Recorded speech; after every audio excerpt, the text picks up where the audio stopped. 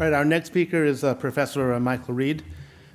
Dr. Reade is an anesthetist and intensivist. He was previously the Director of Clinical Services of the Regular Army's only field hospital, and until 2021, with the rank of Brigadier, he was the Director General of the Health Reserve.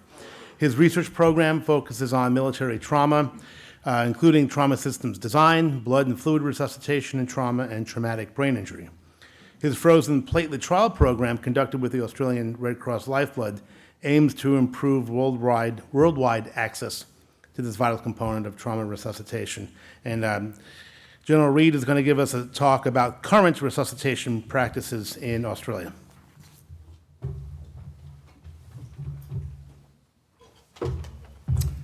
Thanks, Phil. So I was given the title of Current Resuscitation Strategies in Australia, and you could take that two ways. You could say, well, a strategy is a plan, yeah? So what plans do we have? And in fact, we've just written our national guidelines for that, so I'm going to talk a little bit about that. But then you could kind of see this as what do we actually do? What are the current implementation paradigms of those strategies, such as they are in Australia? So we're going to deal with that as well. And as you will see, there's a bit of a gap between theory and practice in our country at the moment. And maybe this conference will be something of an attempt to closing that gap. So to turn to our Australian National Blood Authority guidelines to start with, we've just rewritten these. They were discussed at length over a period of about 3 years. They brought together a group of clinicians such as myself and people who are skilled in evaluating evidence. We've had hundreds of papers discussed. I have to say there was a bit of a hospital focus in this, which in the light of what we've just heard may be a bit of an omission, because we recognise, and many of us on the panel in fact recognised, that most trauma deaths occur pre-hospital, and in our country in particular there's a lot of remote trauma where that's going to be particularly important. But we were constrained by the evidence available, and there's not a lot of evidence generated in that environment, so maybe that's something that we need to address. And we were also constrained to talk about the products that are currently available in our country. And you will hear a lot in this conference about whole blood. That's probably what a lot of you have come to hear about. But we currently don't have, with possibly some exceptions, whole blood available in our country. So there's no mention of whole blood resuscitation strategies in these guidelines. And again, maybe some of you will think that that's an omission. And again, perhaps when we come to rewrite these guidelines in a few years' time, maybe we will do something different. We will see. Anyway, as I say, no expense was spared. This is a photograph that I just happened to take on my phone of one of our meetings. Craig French, one of the leaders of the group, expounding on a particular evidence point, and we spoke at length about things to come up with guidelines such as this, that in fact, yes, indeed, we should stop bleeding as quickly as possible. So yeah, we all agreed on that. But we agreed on some other things as well. First of all, we kind of expanded the definition of critical bleeding to not only exsanguinating hemorrhage, but hemorrhage that might be coagulopathic in a particular area of the body that was going to be life-threatening, but not necessarily exsanguinating, such as spinal cord hemorrhage. We defined some key physiological criteria that would be goals in resuscitation, and we did that on an evidence base. We looked at inflection points in the curves between the curves relating these physiological indices and mortality, and I hope some of you at least can see the values that we've defined there for those critical cut-off points. So of course we recognise, for example, that temperature is important, but we've defined a threshold of 35 degrees as the temperature at which you would want to keep a patient warm. We looked at ratio-based resuscitation and drawing on a number of papers, but primarily the proper study, the 1:1:1 versus 1:1:2 study, decided that there was essentially no evidence to decide between those two, so that the bottom line of the guideline is that you should aim for a ratio, as we have defined it, of 2 to 1 to 1 resuscitation, if indeed you are going to adopt a ratio-based approach. and of course we go into some detail around the difference between apheresis versus whole blood derived platelets. We, for the first time, have grappled the question of fibrinogen replacement, comparing cryoprecipitate and fibrinogen concentrate, and at least for the moment, equating those two in our guidelines, although we're aware of the currently running feisty trial. Many of us are investigators in that trial. Maybe some of you in the room are our partners in that study that's currently running in Australia, comparing cryoprecipitate with fibrinogen concentrate. Maybe indeed there is a difference, but in the guidelines at the moment we make no distinction between those two.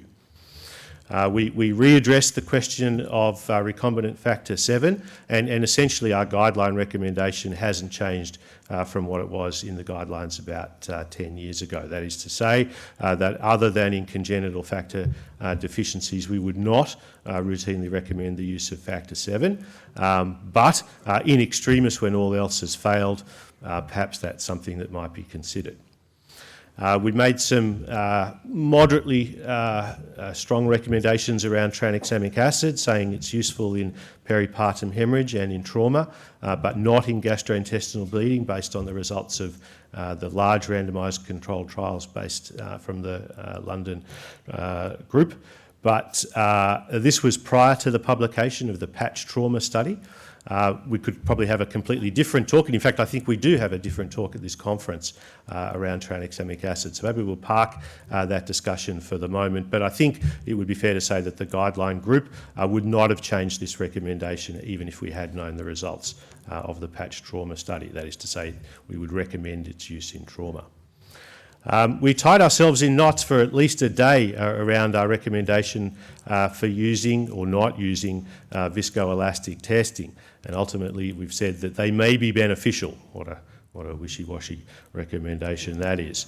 Of course, we are aware of the one major trial, the itactic trial, which showed no benefit of viscoelastic testing compared to conventional clotting assays, but we found many other studies looking at this question. 12 systematic reviews we identified that themselves identified 7 randomised controlled trials and 15 non-randomised studies. But unlike itactic, many of those studies we looked at in detail, we found were very prone to bias, in particular the non-randomised studies, which tended to be before versus after studies. And of course we tend to know that over time things just get better for all sorts of reasons other than the intervention that's been introduced. And so that just by introducing the viscoelastic testing and seeing an improvement in either mortality or transfusion amounts doesn't necessarily prove that it was that intervention that was responsible for that improvement. Things may have got better regardless. And so ultimately, when we put all of that together, if we ignored those concerns around validity of the studies, we did find some evidence for a mortality benefit and a little evidence for a reduction in transfusion requirement, but that evidence was not strong. And again, I think we've got a talk later in the conference on this. We found some evidence for cell salvage, but not enough to recommend it strongly.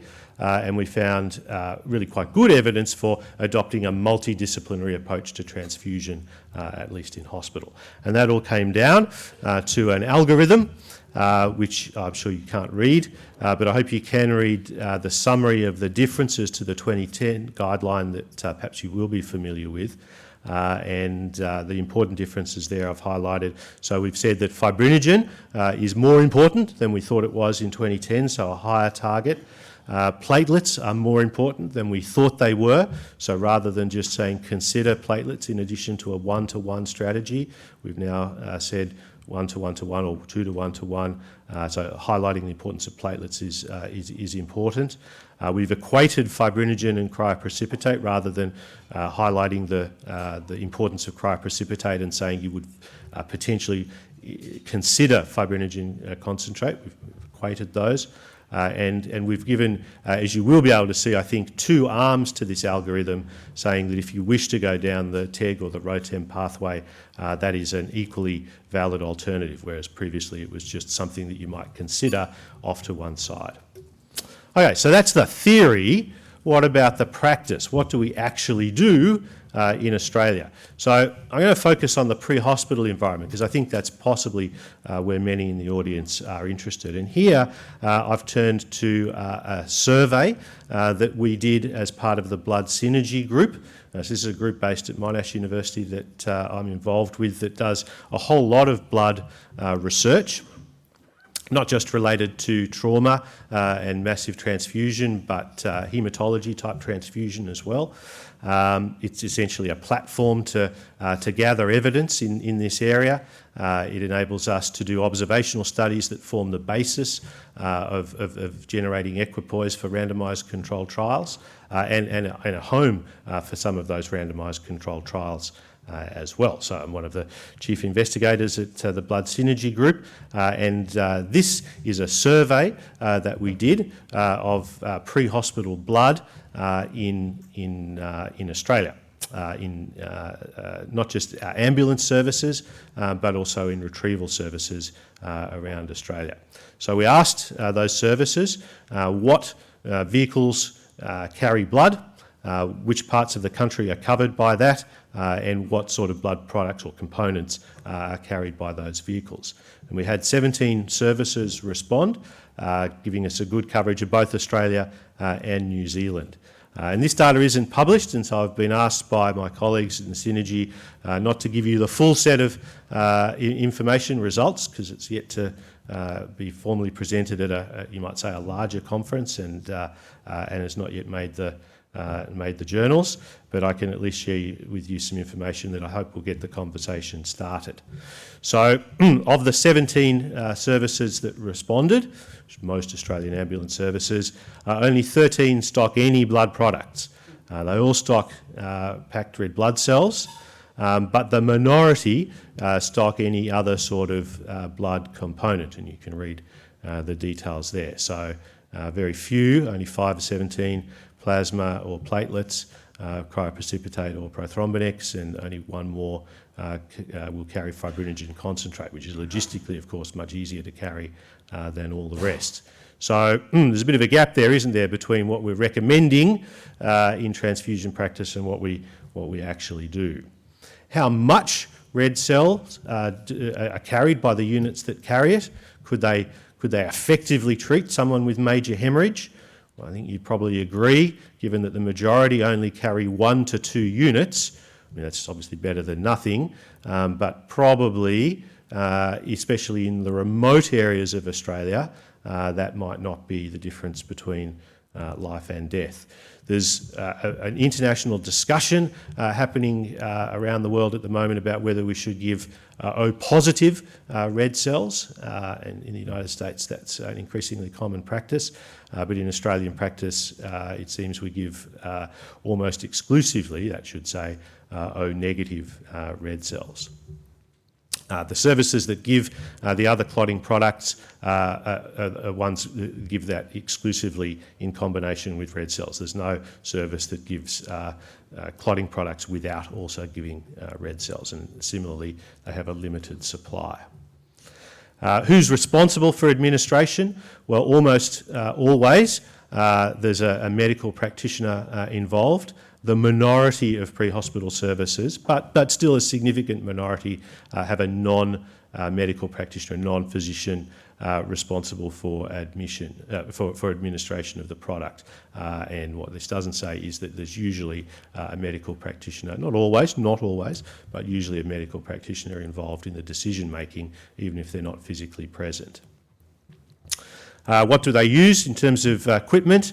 Everyone has access to the non-powered chilled boxes. Some, a minority, have access to a powered fridge, and about half use one of these portable warming units. All of them don't routinely carry blood products on all of their ambulance services. They only have a minority, for example, a rapid response car that carry that blood. We asked what are the barriers to carrying blood products, and there was a long list which you might be able to read there, but the top of that list was essentially around access and the logistics of carrying. So there wasn't a philosophical resistance to carrying blood products, it was thought to be the practicality. So So I thought that was interesting.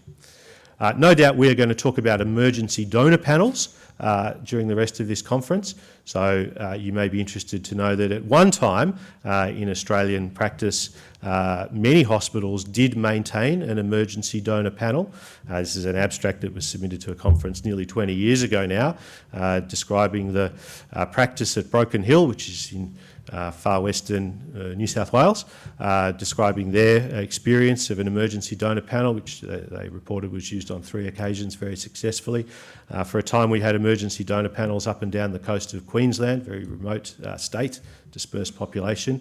And I will be corrected if I'm wrong, but I understand they were also commonly used around Western Australia, but no more. But if that is still the case, please correct me if I'm wrong. Maybe we can come to questions. As I understand it, with the possible exception of Western Australia, that is no longer the case. And in fact, this is formal Queensland health policy now. This I downloaded a few days ago. The policy is a couple of years old. It's a bureaucrat's dream, really, about how to supply emergency blood. So there's the flow chart for what happens in your hospital when you run out of the 2 or 3 units that you have in the blood service. You start at the top, and eventually you go through red, which is really bad, and then something happens and you get to green. Well, maybe it doesn't, but none of that involves whole blood. There's a little rider down the bottom that says, well, yeah, you could use an emergency donor panel, but you shouldn't because it's dangerous. And if you did, well, that would be up to you. But we wouldn't be giving you permission to do that. I'm paraphrasing a little bit, but that's really what it says. So there you go. So there you are. There's Australian practice in a civilian sense, or at least in Queensland. That is an official Queensland Health document. All right. You might note that I don't work for Queensland Health, but anyway. All right, what about military practice? We do have military blood policy. I do work for the Australian Defence Force. We do have Australian military policy. It was last updated in 2014. It is a good policy, or it certainly was when it was written in 2014. But it has a number of features which have not dated well. It talks only about type-specific whole blood, which has been used by our Defence Force several times overseas. It doesn't make a distinction between stored whole blood and an emergency donor panel. It doesn't talk about fibrinogen, doesn't talk about freeze-dried plasma. It really doesn't put a lot of emphasis on the pre-hospital environment, which it definitely should. It predates a lot of the evidence that you're going to hear about in this conference. It doesn't provide a lot of evidence to the staff who are going to plan what blood products to deploy to what environment. And it definitely does not think about large-scale combat operations. It was very much situated in deployments to the Middle East. As interim measures, we have in certain operations used in very limited quantities, or at least deployed in limited quantities, the German lyophilized plasma product. We have, in very specific circumstances, had access to fibrinogen concentrate, and very pleasingly, very recently, we've just approved purchase of equipment to be able to do antibody titers, to be able to stand up our own low titer O blood panel, emergency donor panel. So that is reassuring. Where do I think we will likely get to? But perhaps we'll be informed by the discussions at this conference. I think, and this is now just me, it's not policy because we haven't written our policy yet, but I think we will need to make a distinction between 2 types of environments where we're in a kind of contingency operation, maybe sitting on a Pacific island, denying that to an adversary, or maybe in some sort of peacekeeping operation, but we're not really expecting to take many casualties. And there I think it would be very reasonable in the forward environment to rely on emergency donor panels, or type-specific, or indeed low titer O stored whole blood, potentially in our Role 2E hospital augmented with frozen components and potentially liquid components supplied from Australia. But if we're expecting many casualties to rely on emergency donor panels, history tells us, and indeed the war in Ukraine tells us, and very recently experience in Gaza, I am told only in the last week or so, tells us is perhaps not the best idea to solely rely on emergency donor panels. And there we will have to rely on the spectrum of blood products that you can read listed there. So you can read that for yourself. But I think we will have to pull out all the stops when supplying blood products if we are taking hundreds or maybe thousands of casualties every week. In particular, though, I think we will also have to focus on interoperability because we are unlikely to be fighting large-scale combat operations by ourselves. Perhaps we will be most likely to be fighting alongside the United States, but potentially we will be fighting with our New Zealand colleagues, Pacific Island colleagues, many others. And so we will have to have a blood policy that allows them to use our blood and us to use theirs. And there are a number of questions around the type of blood that we should use, type's the wrong word, the conditions of blood collection, storage, testing that we would have to define that are somewhat arbitrary, that are in everybody's national blood policy, that are not terribly evidence-based in a lot of cases, but if our policy doesn't match that of another nation, it generally means that we can't use the blood of another nation. So if we're not basing those things on evidence, well, we should not have them. We should have a common interoperable policy instead, and we will definitely aim to write our policy along those lines. So, in conclusion, we've got some guidelines now. They're updated from 10 years ago, and they're an evolution, not a revolution, as I think you will see. Whole blood is already part of Australian military practice, and we've just bought the equipment to stand up at the low T-O capability, although it is not yet in Australian military policy. We're going to talk maybe a little bit about the civilian supply of whole blood, and I haven't talked about that in this talk, but I think we will hear from our blood service colleagues that there may be some need to show cost effectiveness before we stand that up, and there's some work to be done around lyophilized plasma and the comparison of cryoprecipitate and fibrinogen concentrate, which again I think will come out during the rest of the conference. So that's where we are and where I think we're going. Thanks very much.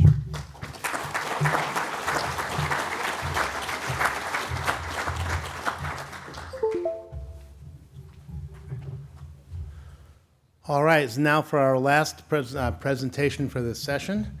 It's a great honor for me to introduce my blood brother from another mother, Ger Strandenis. Ger and I, as I mentioned earlier, co-founded the THOR network, and we have been truly partners for the past 11, 12 years, and it's been a great pleasure to work with him. Ger, when he